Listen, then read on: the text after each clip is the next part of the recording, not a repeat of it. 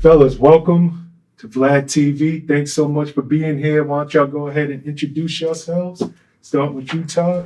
Todd Feurtado, 1/3 of the Feurtado Brothers. Peace and blessings, everybody. Peace to you too, Shawn. We're glad to be here, man. Yes. I'm Lance Feurtado. I'm that middle part of the Feurtado Brothers.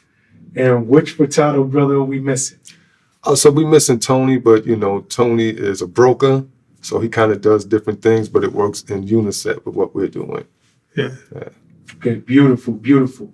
Y'all have one hell of a story, so thank you so much for agreeing to come and share your story. Mm-hmm. And hopefully this interview will enlighten and inspire some and be able to give back to the community. Why don't y'all talk about your upbringing? Where are you from? We'll start with you, Todd. Is it typically you? No. We're from Harlem.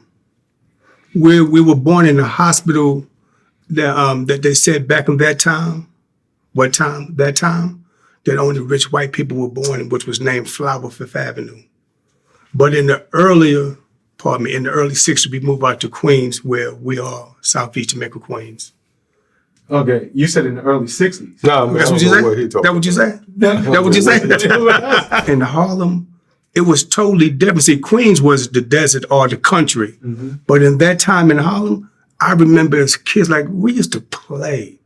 We used to play street ball, stick ball, roll tires around the corner. Like, we was kids. We literally had fun. We saw a lot of things that took place in Harlem in that era, but as kids, we had great fun. Yeah, when you paint the picture, that's the era. Malcolm X, Dr. Martin Luther King, the Kennedys, John F. Kennedy, Robert F. Kennedy, before those assassinations.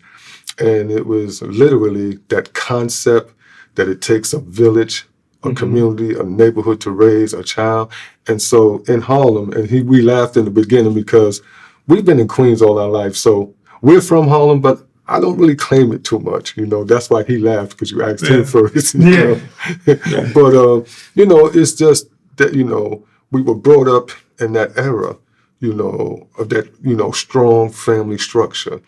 Mom and dad, everybody's present. Everybody sat at the dinner table together, and there were, family conversations. So it was just different eras, different times. Yeah. And then that's why I would have to claim Harlem.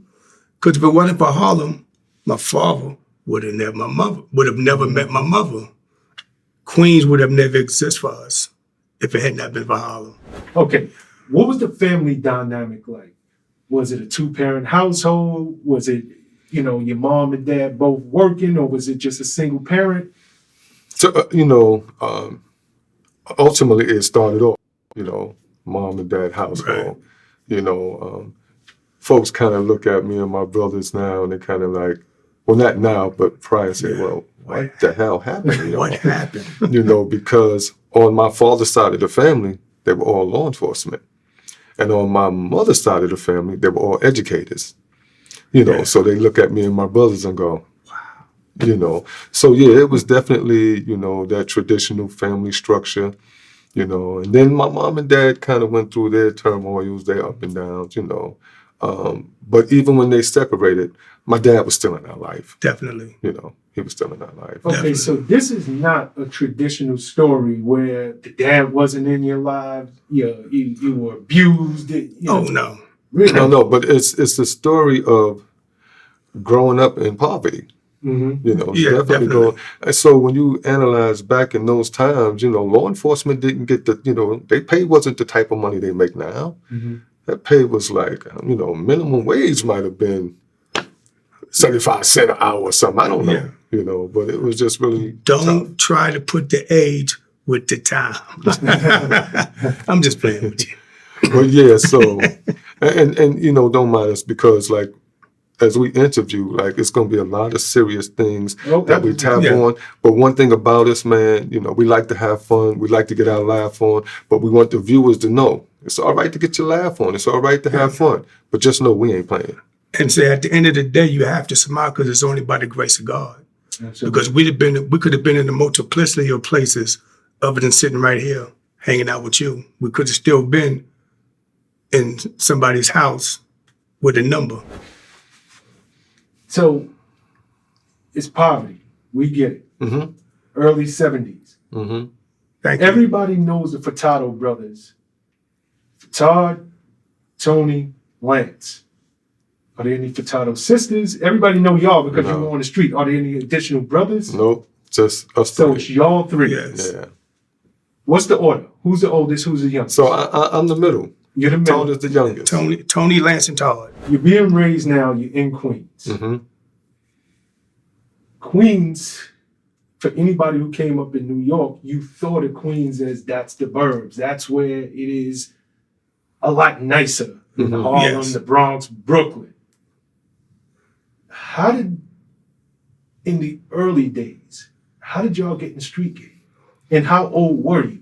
At the tender ages of 11, 12, and 13, we got involved with, gangs, And at the time, it was one of the biggest gangs in Queens that we were involved with. Not that gangs was new, because there were gangs in Harlem. Mm-hmm. You know what I'm saying? Getting But- at the time. Right, different times. So in Queens, we got involved with gangs. And, one thing escalated and led to the next. What, before even y'all getting into gangs, Mm-hmm. were y'all violent in any way? Not at all. Never. Not at all. Still, listen, man. We love life. Mm-hmm. Not just our life, everybody's. So we pro-life, you know what I'm saying? And in that game, in that life, we was known as the Robin Hood of the game because of so many people that we took care of and so many lives that we saved.